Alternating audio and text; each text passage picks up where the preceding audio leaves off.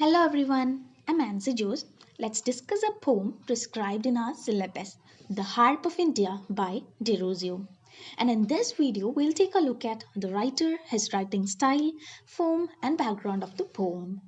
Henry Louis Vivian Derozio is regarded as the first Indian English poet, and he was born in 1809, and he was also known as the first national poet of modern India and ironically remembered as Forgotten Anglo Indian Poet.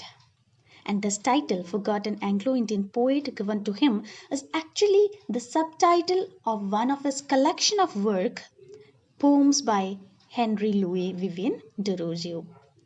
And his father was Indo Portuguese and his mother was British.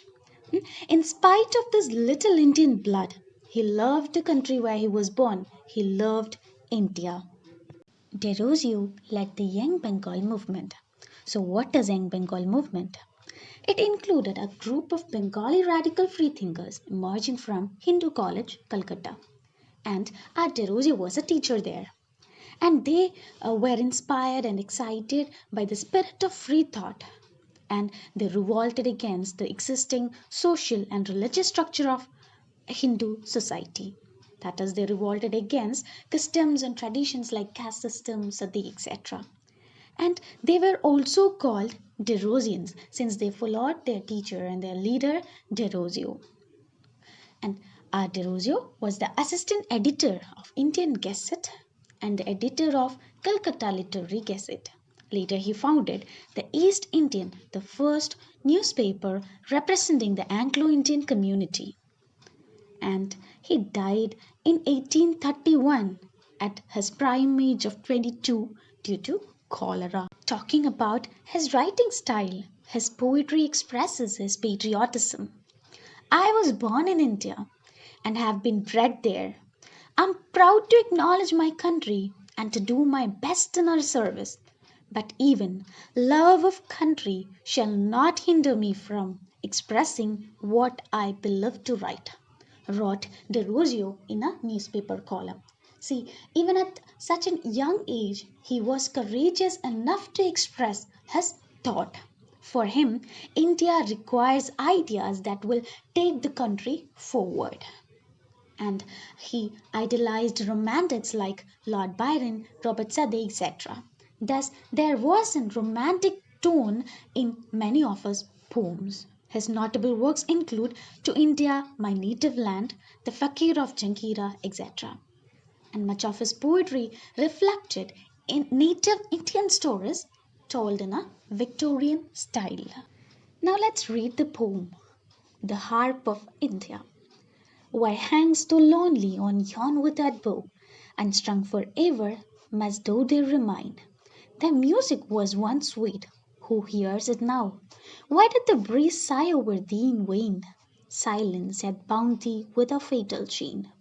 Neglected, mute, and desolate art thou, like ruined monument on desert plain. Oh, many a hand more worthy far than mine, once thy harmonious chord to sweetness give, and many a wreath for them did fame entwine, of flowers still blooming on the minstrel's grave. Those hands are cold, but if thy notes divine may be by mortal waken once again, harp of my country, let me strike the strain. If we take a look at the form of the poem that we read just now, it has 14 lines, like that of a conventional sonnet. And Derozio experiments with the structure of the sonnet in this poem. That is, usually a conventional sonnet will be having 14 lines, which is divided. Petrarchan sonnet will be divided into octet and sestet. Octet will have 8 lines, and sestet will be having 6 lines. Here, he divided the 14 lines equally into two divisions of 7 lines each. And the first part, that is the first 7 lines, present the problem, and the second part gives the resolution. Here we can note that Derozio has retained the thematic design like that of a sonnet here. That is giving or presenting the problem in the octet and giving the resolution in the sestet. And he also played with the conventional rhyme schemes used in sonnets. He made the last two lines of the poem rhyme with the lines of the octet. And this poem, The Harp of India, is one of the most iconic poem of Derozio. And in this poem, the poet is lamenting on the loss of India's cultural spirit.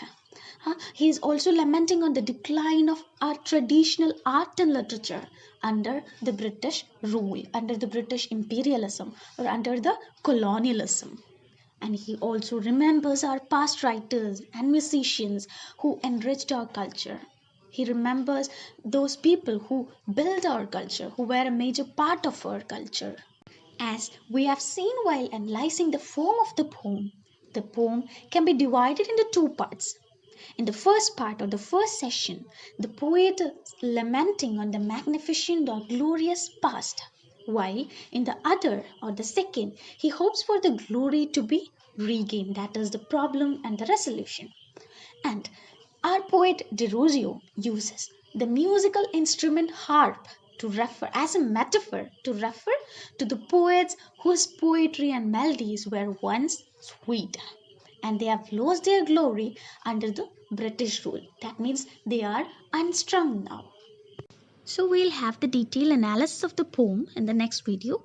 And as your home assignment, please write a brief note on the form of the poem. Thank you.